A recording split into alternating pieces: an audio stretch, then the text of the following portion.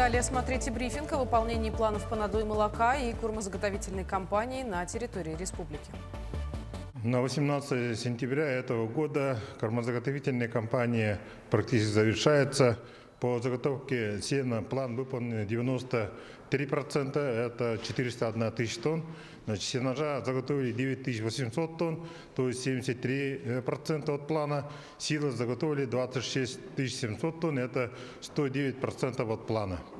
Ну, продолжается сенокосная кампания в сложных арктических районах на сегодня. Это и в Ивано-Франківському районе, Верхоянском, Имиконском и Момском районах. Значит, по доставке пострадавшим районам Имиконского района сегодня доставлено 300 тонн, значит, сена и 660 тонн сена в пути.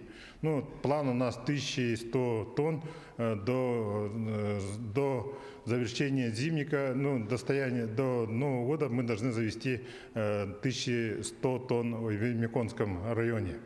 Так, по урожайности, по уборке урожая я хотел бы остановиться на том, что зерно мы убрано 10 800 тонн, это от плана 89%, а картофеля убрано 53 тысячи тонн, от плана 72%, и овощи собрано 19 300 тонн, от плана 67%. Значит, в этом году урожайность, скажем, неплохая, так как по овощам урожайность в целом по республике 12,7 центнеров с гектара, по, значит, картофеле 9,7 центнеров с гектара и зерна 14 центнеров с гектара. Сегодня производится завоз, значит, картофеля и овощей по арктическим районам. Сегодня загружено в двух теплоходах «Мальчиков» и «Магдебург» загружено 600 тонн, значит, овощей и продуктов, разных продуктов. Из них 517 тонн – это овощи и картофель местных товаропроизводителей агропояса города Якутска, Мегино-Кангаласского улуса и, значит, Усалданского улуса. Мы продолжаем дополнять информационную картину пятницы. В студии Надежда Саханская. Здравствуйте. Коротко о темах. Глава республики с рабочим визитом побывал в Нюрбинском районе. Айсен Николаев осмотрел ход строительства объектов инфраструктуры.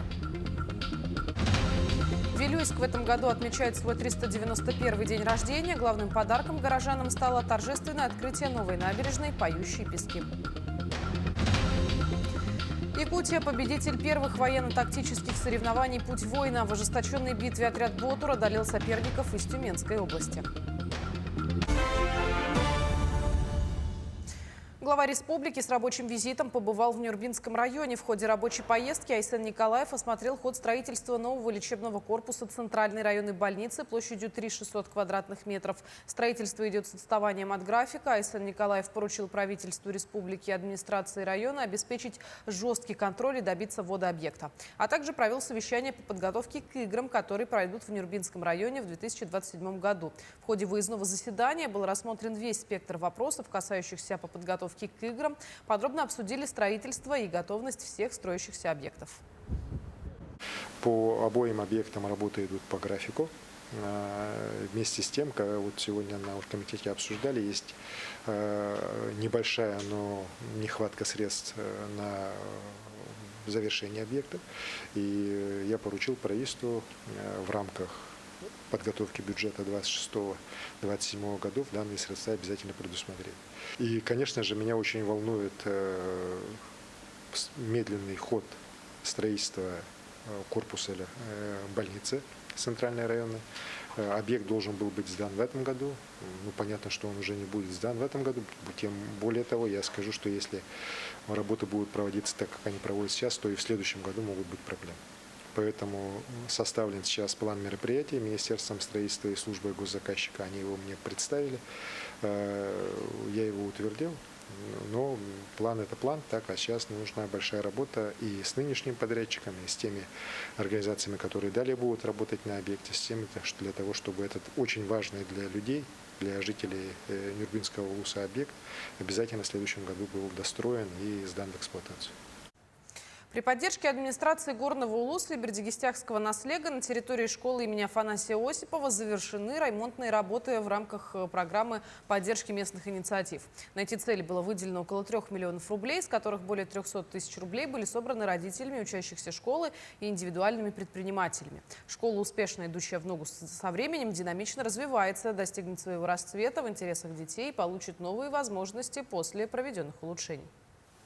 Мы передаем благодарность своим родителям, индивидуальным предпринимателям, которые нам помогли собрать сумму софинансирования. И сейчас вот благодаря ППМИ нам удалось сделать такое покрытие плиткой красивое и удобное, на котором наши дети по своим проектам будут проводить свои мероприятия различные.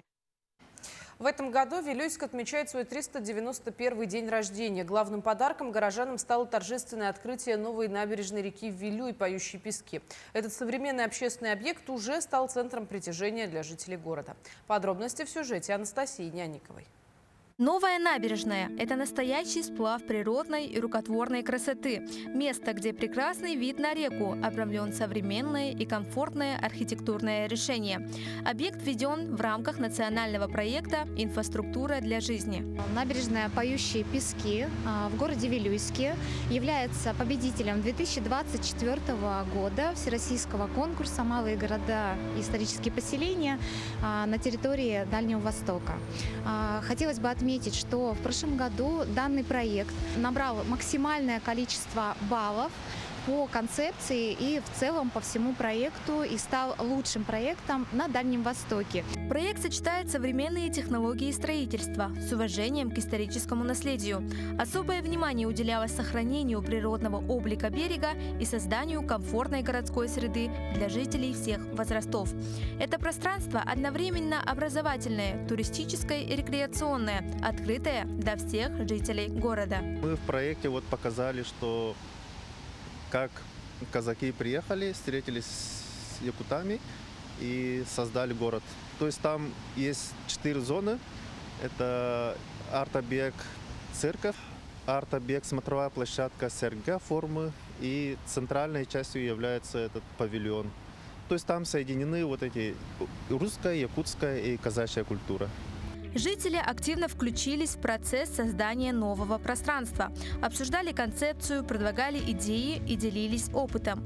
Благодаря этому каждый элемент проекта стал отражением потребностей и пожеланий горожан. И надо отметить то, что вот этот проект, когда он на стадии реализации, в начальном стадии, там участвовало все наше население. В плане, как будет выглядеть наша набережная, то сколько там детских площадок, сколько там спортивных площадок, это велодорожки, даже вплоть до дизайна ламп освещения. Для горожан новая набережная стала долгожданным местом отдыха и прогулок.